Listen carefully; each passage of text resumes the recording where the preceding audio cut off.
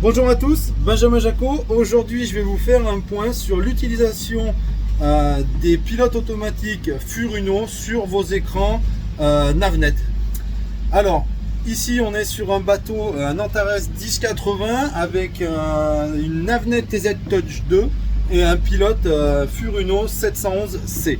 Alors, je vous bascule et je vais vous montrer quelques petites fonctionnalités pour contrôler ce que vous pouvez faire avec un pilote automatique Furuno raccordé à un écran Furuno.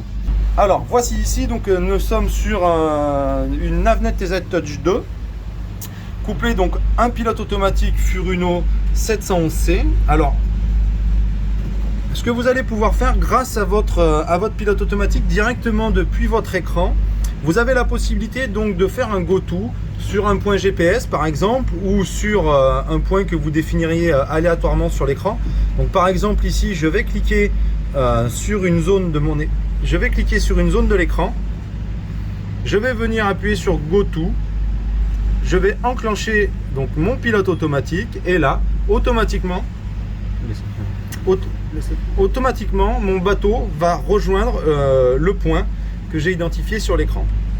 Alors ce qu'on va remarquer, c'est que en haut, donc vous avez une petite barre qui s'affiche et ici vous avez donc la distance qui va vous séparer du point de votre Go To.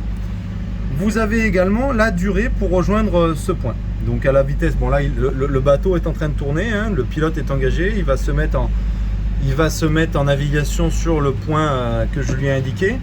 Et donc vous avez ici la valeur en temps, la durée qu'il faut pour rejoindre ce point à la vitesse que nous avons actuellement, qui est une vitesse relativement faible puisqu'on est dans un port.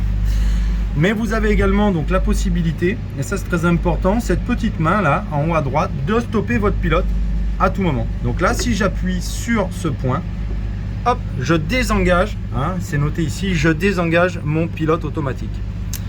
Deuxième chose très intéressante sur l'écran, c'est la possibilité d'avoir un contrôle complet du pilote automatique directement depuis l'onglet des nav data.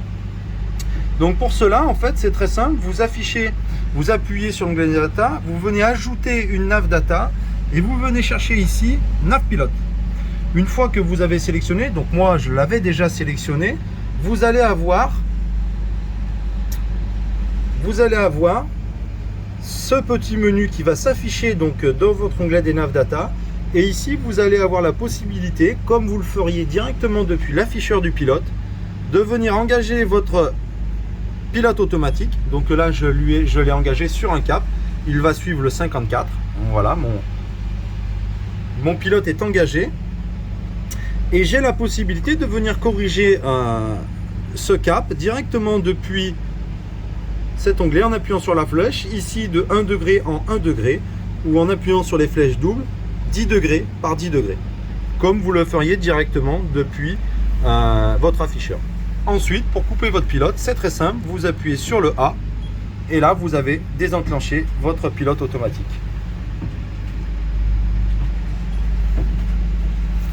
Voilà. Donc voilà pour l'utilisation d'un pilote automatique directement depuis un écran Furuno. Alors comme vous avez pu le constater, c'est extrêmement simple.